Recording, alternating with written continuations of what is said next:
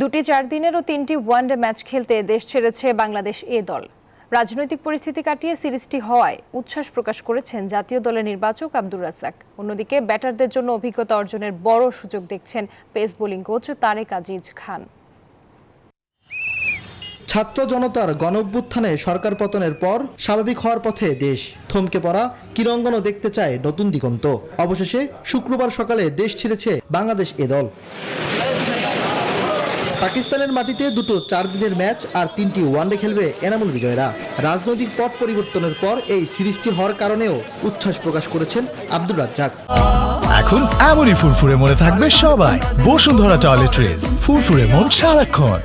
Situation ওরকম নাই, যে কারণে কিন্তু আমাদের খেলাগুলো কিছুটা পিছিয়ে ছিল, একটা মানে অশান্তির মধ্যে ছিলাম, যে সেটা থেকে উতরে এসে, এবং আমি শিওর যে আমাদের পলিটিক্যালি কোনো আসলে ইম্প্যাক্ট করে না সাধারণত ক্রিকেটের মধ্যে, বিকজ ক্রিকেট কিন্তু ক্রিকেটের গতিতে এগিয়ে যায়। এই দলের হয়ে খেলবেন মুশফিকুর রহিম ও মুমিনুল হক। পাকিস্তানের বিপক্ষে টেস্ট সিরিজ সামনে রেখে দুই সিনিয়র আগেভাগে যাওয়ায় কন্ডিশন সম্পর্কে ধারণা পাবে বলে বিশ্বাস নির্বাচক প্যানেলের।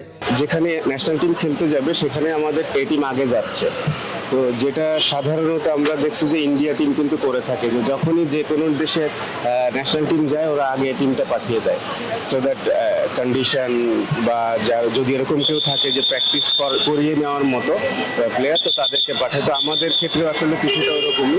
অন্যদিকে এই সিরিজকে ব্যাটারদের জন্য অভিজ্ঞতা অর্জনের ভালো সুযোগ মানছেন এ দলের কোচিং স্টাফরা। আমাদের যারা বোলিং ডিপার্টমেন্ট আছে সবার জন্য একটা সুযোগ। পাকিস্তানের উইকেট যে সবসময় পেস বোলার দেয়, ব্যাটারদের জন্য অনেক কিন্তু পারফরম্যান্স, এবং সেই জায়গাটাতে ভালো কোয়ালিটি বোলারের এগেইনস্টে ব্যাট করার যে সুযোগটা হয়তো আমাদের কম্পিটিটিভ ক্রিকেটে নষ্ট হয়ে যাওয়ার কারণে সেই সুযোগটা হয়তো কম পায়। নতুন সূচি অনুযায়ী 13 থেকে 16 আগস্ট মাঠে গড়াবে প্রথম 4 দিনের ম্যাচ। ইমরান হোসেন, নিউজ 24, ঢাকা।